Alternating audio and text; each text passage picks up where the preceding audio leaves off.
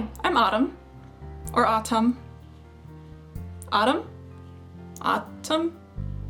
Okay, so my name is spelled A-U-T-U-M-N.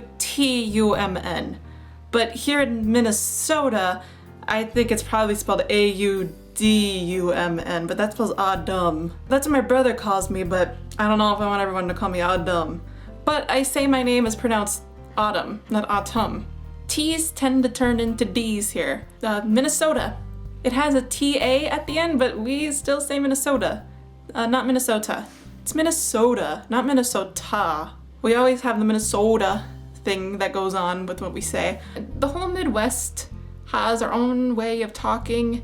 One of the words Minnesotans for sure say is interesting. Everything is interesting in Minnesota. Oh, how was your weekend? It was interesting. Okay, well, what'd you do that was so different and interesting?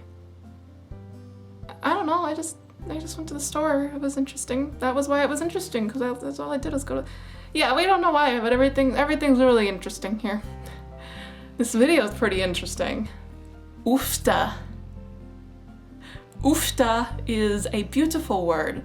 You say oofta when it's been a long day and you just crash.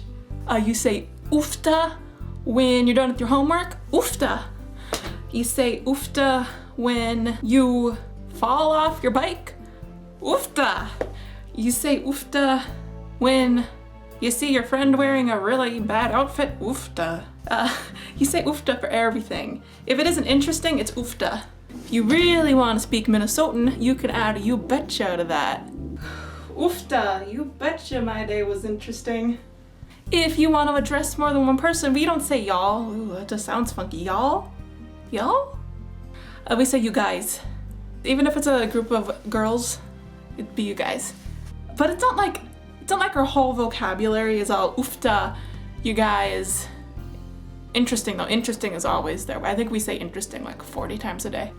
Also, it's pop here, never soda. Never soda. We don't want to say soda because we live in Minnesota. We don't want to drink all of our lakes away. So I think we're just being respectful of our environment, of course, by not saying soda. Or 10,000 lakes. If you betcha or sure doesn't work, you say oh yeah. Oh yeah, you betcha. You can even say all that. Oh yeah, sure, you betcha. That's like perfect. Don't actually say that. You'll probably sound a little weird. You betcha is only special occasions. Oh yeah, you oh yeah.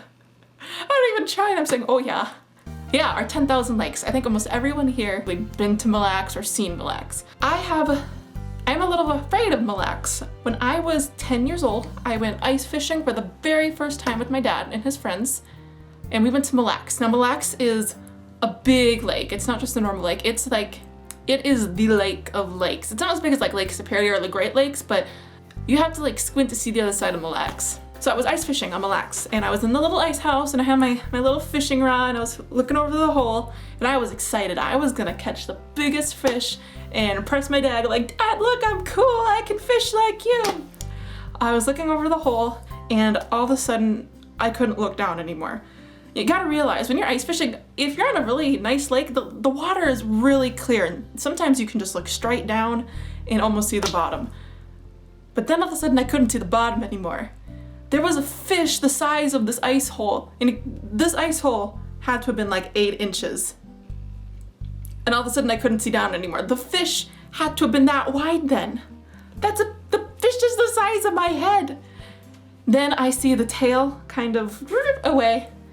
I think I had a little heart attack when I felt the pole being tugged on. I threw the pole at my dad, and I ran out of the ice house screaming, "It's gonna eat me!"